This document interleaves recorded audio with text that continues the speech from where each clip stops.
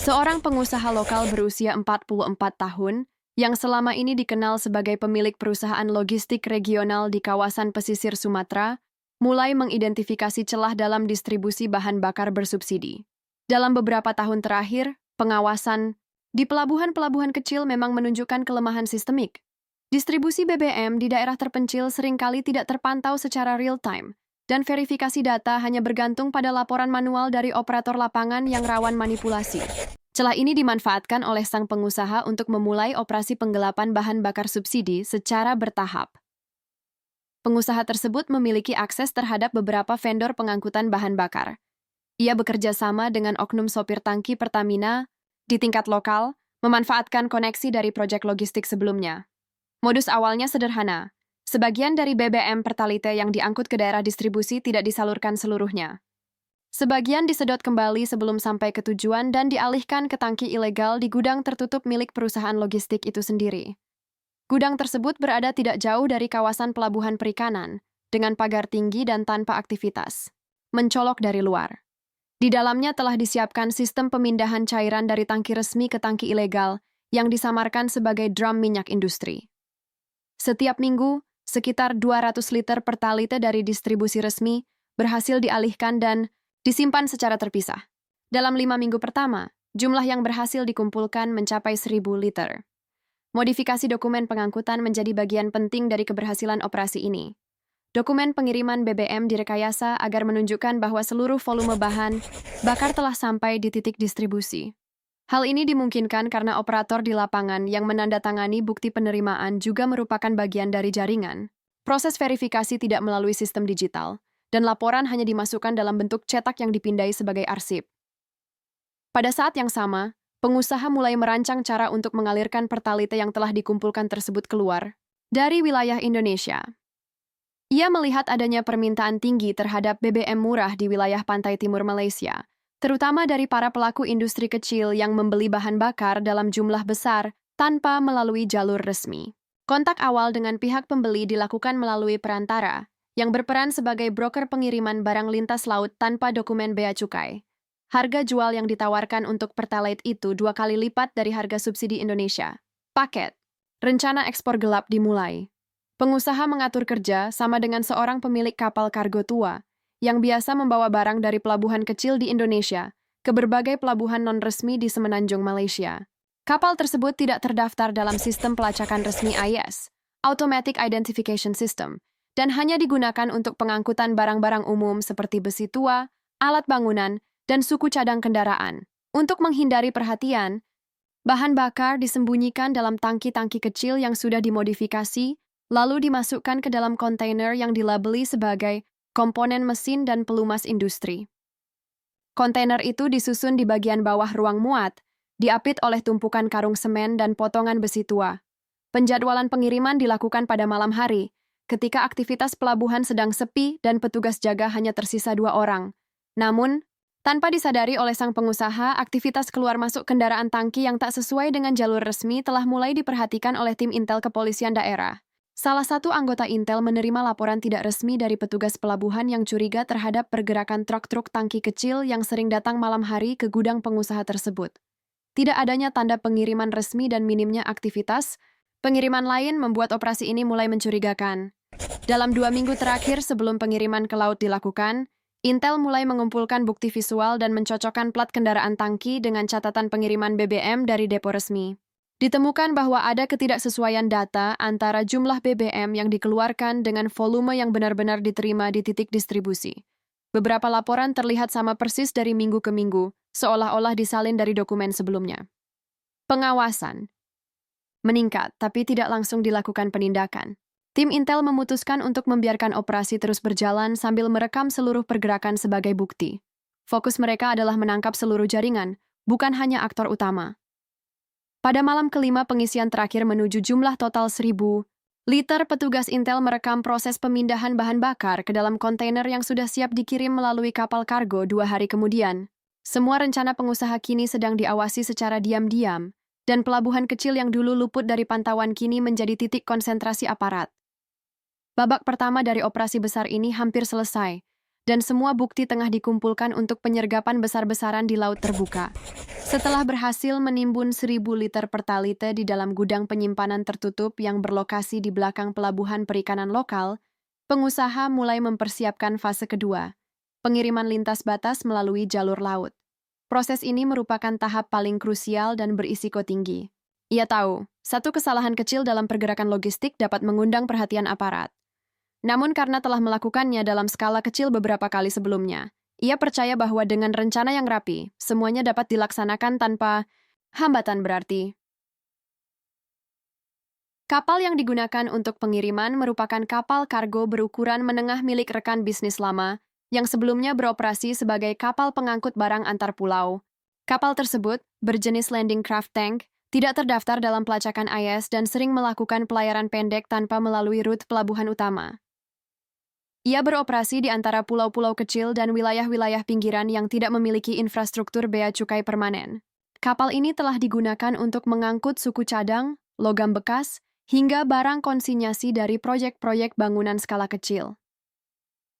Untuk menyamarkan pengiriman bahan bakar, pengusaha memodifikasi bagian dalam kontainer logistik menjadi kompartemen tersembunyi. Tangki plastik tahan tekanan dan suhu, masing-masing berkapasitas 200 liter, disisipkan di antara tumpukan karung semen dan drum pelumas industri. Tangki-tangki ini tidak terlihat dari luar. Bahkan jika dibuka oleh petugas pelabuhan secara acak, kontainer akan tetap tampak seperti hanya berisi barang umum. Jadwal pelayaran disusun dalam pola zigzag. Kapal tidak langsung menuju perairan internasional, tetapi terlebih dahulu menyusuri pantai-pantai kecil untuk menghindari radar pantai. Rencana awal adalah berlayar dari pelabuhan lokal di pesisir barat, masuk ke perairan Selat Malaka melalui jalur belakang pulau-pulau kecil yang minim pengawasan, dan melakukan proses bongkar muat di salah satu dermaga liar di pantai timur Malaysia. Tempat bongkar tersebut merupakan titik lepas barang non-resmi, digunakan oleh jaringan penyelundup minyak dan pelumas untuk memenuhi permintaan sektor informal di Malaysia.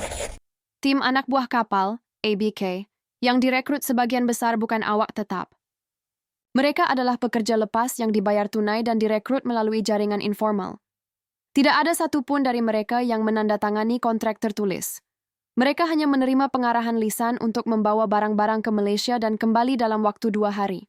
Dari 6 ABK yang berada di atas kapal, 3 tidak memiliki kartu identitas pelaut, dan 2 di antaranya memiliki catatan bekerja sebelumnya di kapal ilegal, pengangkut tekstil, tanpa bea. Sementara di sisi pengusaha, komunikasi dengan pembeli di Malaysia dilakukan melalui aplikasi pesan yang menggunakan enkripsi peer-to-peer. Tidak ada panggilan suara atau transaksi elektronik. Semua pembayaran dilakukan tunai dalam 2 tahap. Uang muka 30% diberikan saat kapal siap berangkat, dan sisanya setelah barang diterima. Total keuntungan dari pengiriman ini diperkirakan mencapai 3 kali lipat dari nilai subsidi negara terhadap pertalite yang digelapkan. Namun pada saat bersamaan, gerak-gerik kapal dan persiapan pelabuhan tidak lagi sepenuhnya tertutup. Intel kepolisian yang sebelumnya telah mengawasi aktivitas di gudang mulai memperluas pemantauan ke arah pelabuhan tempat kapal kargo bersandar. Salah satu anggota Intel menyamar sebagai teknisi pengelasan yang sedang mengerjakan perbaikan kontainer di pelabuhan. Ia mengambil foto-foto kontainer mencurigakan dan merekam aktivitas bongkar muat malam hari. Petugas Intel lainnya melacak jalur keuangan dari salah satu operator yang sering keluar masuk gudang logistik. Ditemukan transaksi tunai dalam jumlah besar yang tidak sesuai dengan laporan pemasukan resmi perusahaan. Bukti ini menguatkan dugaan bahwa dana operasional kapal berasal dari sumber ilegal. Selain itu, pergerakan kapal diam-diam mulai dicurigai oleh unit patroli laut karena tidak terdaftar dalam manifest pelayaran resmi. Meskipun belum memiliki cukup bukti untuk penyergapan, Intel memutuskan untuk membuntuti pergerakan kapal hingga ke titik laut terbuka. Selama 2 hari menjelang keberangkatan, aktivitas pelabuhan terus dipantau. Tim Intel memasang alat pelacak sederhana di salah satu dinding luar kontainer, menyamar sebagai stiker logistik. Alat ini memancarkan sinyal GPS yang cukup stabil dalam radius 5 km. Meskipun tidak akurat, alat ini memberikan gambaran umum tentang arah pelayaran kapal begitu ia keluar dari zona pelabuhan. Pihak pengusaha belum menyadari bahwa operasi mereka sedang diikuti. Mereka merasa aman karena menggunakan jalur lama yang selama ini lolos dari pemeriksaan. Kapal akhirnya diberangkatkan pada malam hari, sekitar pukul 23.15, tanpa penerangan penuh. Tidak ada petugas pelabuhan yang menahan atau memeriksa dokumen karena seluruh kegiatan berlangsung di zona yang jarang digunakan. Di saat kapal mulai bergerak, tim gabungan dari Intel Kepolisian dan unit patroli laut sedang bersiap di dua titik. Berbeda, satu berada di laut dekat selat, satu lagi di pelabuhan tujuan alternatif. Mereka hanya tinggal menunggu pergerakan kapal keluar dari wilayah Indonesia sebelum melakukan penyergapan secara serentak. Babak kedua dari operasi ini memasuki fase kritis. Jika kapal berhasil menyeberang tanpa dicegat, maka 1.000 liter bahan bakar bersubsidi akan hilang dari sistem dan menjadi bagian dari pasar gelap regional. Namun jika Intel berhasil melakukan penyergapan sebelum transaksi berlangsung, maka akan terbuka peluang membongkar seluruh jaringan lintas negara yang terlibat dalam penyelundupan BBM bersubsidi. Setelah kapal kargo dengan muatan ilegal itu meninggalkan pelabuhan kecil di pesisir barat, Intel Kepolisian segera mengaktifkan prosedur penyergapan laut terbuka. Kapal tersebut telah bergerak selama lebih dari 4 jam, menempuh jalur memutar, yang menghindari lintasan utama kapal dagang. Informasi GPS dari alat pelacak yang disematkan secara tersembunyi menunjukkan bahwa kapal memasuki zona laut yang minim pengawasan radar sipil, namun masih dalam jangkauan patroli maritim TNI AL dan Polairut Unit Intel telah bekerja sama dengan Direktorat Kepolisian Perairan dan Udara, serta mengirimkan salinan data lokasi ke pos komando laut. Berdasarkan data lintasan kapal dan arah angin laut, tim memprediksi bahwa titik penyeberangan menuju wilayah perbatasan akan terjadi dalam waktu kurang dari 5 jam. Karena muatan ilegal yang dibawa dikemas dalam bentuk drum dan tangki tertutup, kapal tidak menunjukkan perbedaan mencolok secara visual, sehingga strategi penyergapan memerlukan pendekatan langsung dan cepat sebelum kapal sempat membuang atau memindahkan muatan. Penyergapan dilakukan sekitar pukul 4:40 dini hari, tepat saat kapal mulai mendekati batas perairan teritorial Indonesia.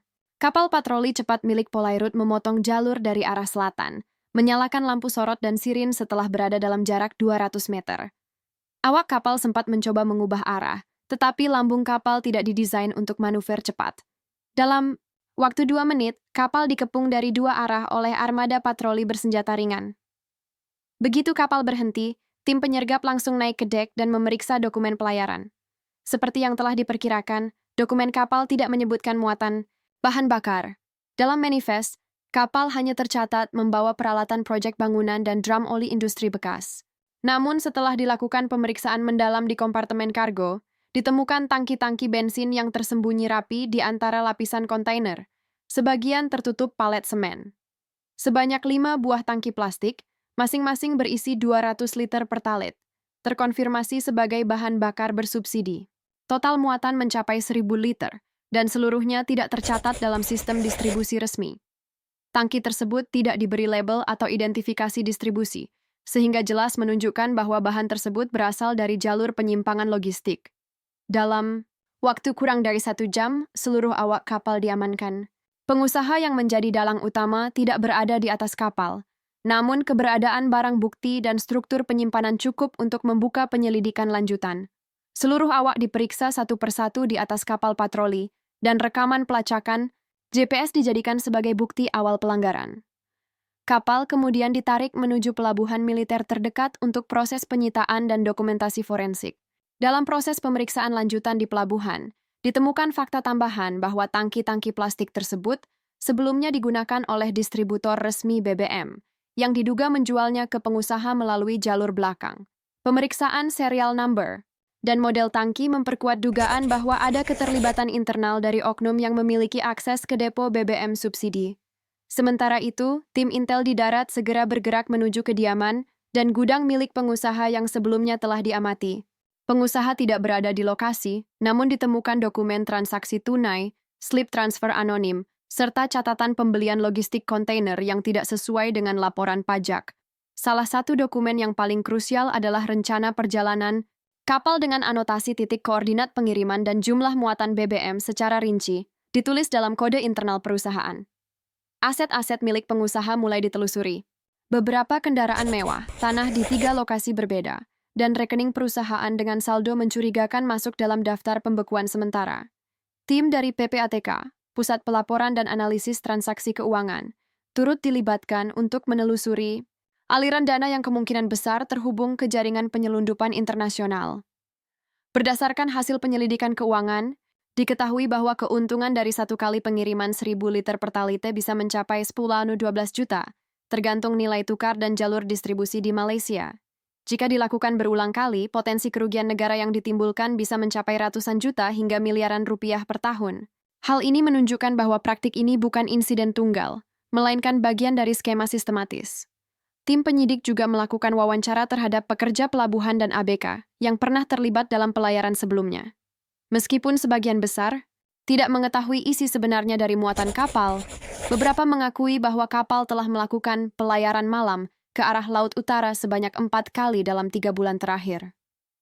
Temuan ini menguatkan dugaan bahwa pengusaha telah menjalankan operasi penyelundupan dalam skala berulang sebelum akhirnya tertangkap.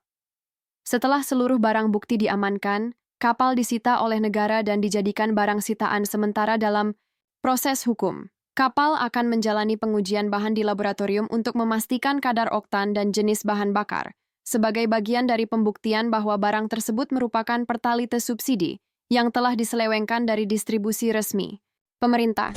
Setelah kapal disita dan seluruh barang bukti diamankan di pelabuhan militer, penyelidikan terhadap aktor intelektual di balik penyelundupan bahan bakar bersubsidi masuk ke fase paling krusial. Tim gabungan dari kepolisian, PPATK, serta penyidik, tindak pidana khusus kejaksaan bekerja secara paralel. Target utama adalah pengusaha bernama R, seorang figur lokal yang dikenal sebagai pemilik usaha logistik dan ekspedisi barang laut R, bukan figur baru di pelabuhan. Ia memiliki sejumlah perusahaan cangkang yang tersebar di kota-kota pelabuhan kecil, termasuk perusahaan ekspor-impor dan distributor bahan bangunan.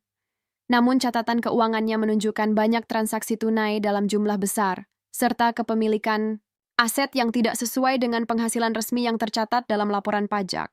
Rekening perusahaan dan rekening pribadi R menunjukkan aliran dana masuk dalam jumlah signifikan dari akun-akun anonim luar negeri, terutama dari wilayah Sabah dan Johor, Malaysia. Setelah mendapat bukti cukup kuat, kepolisian menerbitkan surat penangkapan nasional. Tim Densus khusus bidang ekonomi bergerak cepat dan berhasil melacak keberadaan R di sebuah rumah sewa di kawasan perbukitan, sekitar 45 km dari pusat kota. Lokasi persembunyiannya jauh dari pusat aktivitas ekonomi dan tidak terdaftar sebagai tempat tinggal resmi.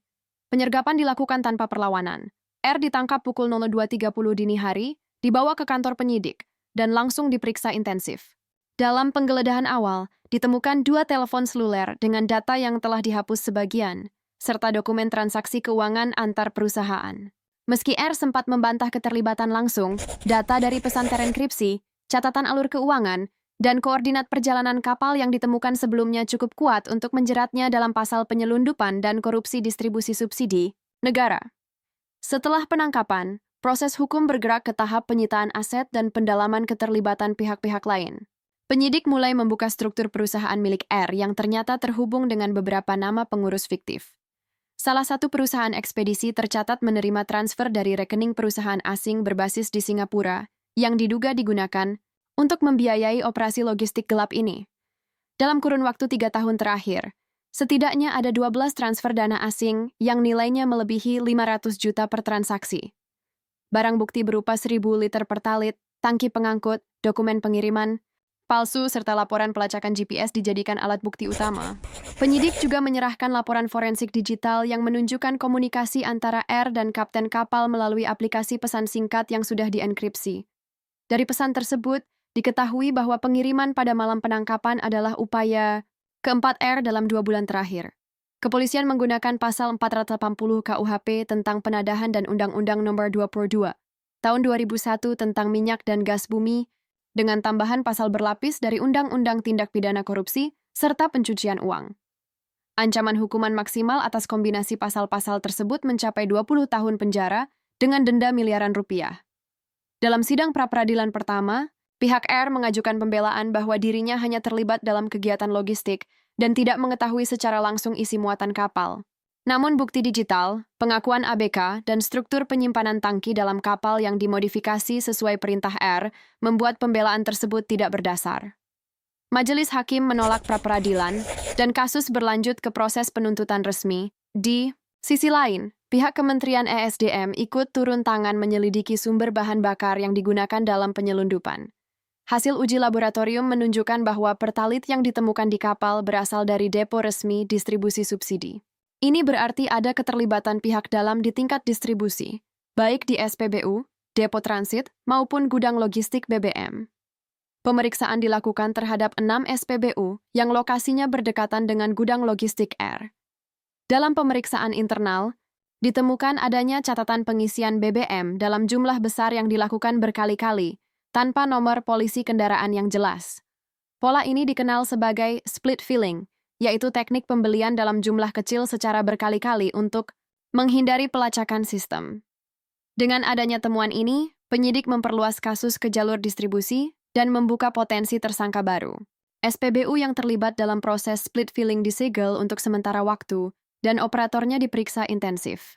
Kasus ini menjadi salah satu contoh bagaimana penyalahgunaan BBM subsidi tidak hanya terjadi di tingkat pengguna akhir, tapi juga melibatkan jaringan ekonomi dengan struktur logistik gelap dan pembukuan keuangan fiktif. Masyarakat mulai memperhatikan jalannya kasus ini karena menyangkut subsidi negara dan kebutuhan pokok. Laporan investigatif media nasional mulai mengangkat profil R dan menelusuri hubungan bisnisnya dengan sejumlah pejabat lokal. Meski belum ditemukan indikasi keterlibatan pejabat negara, aparat penegak hukum membuka kemungkinan bahwa jaringan ini memiliki pelindung di level pemerintahan daerah atau pengawas pelabuhan. Menjelang sidang pertama, Kejaksaan Negeri menyatakan bahwa seluruh barang bukti dan saksi telah lengkap. Sidang dijadwalkan terbuka untuk umum. R akan diadili dalam perkara korupsi, penyelundupan, dan pencucian uang secara berlapis. Jaksa juga akan menuntut penyitaan semua aset pribadi dan perusahaan, termasuk kapal, gudang, serta tanah yang diduga dibeli dari hasil keuntungan ilegal.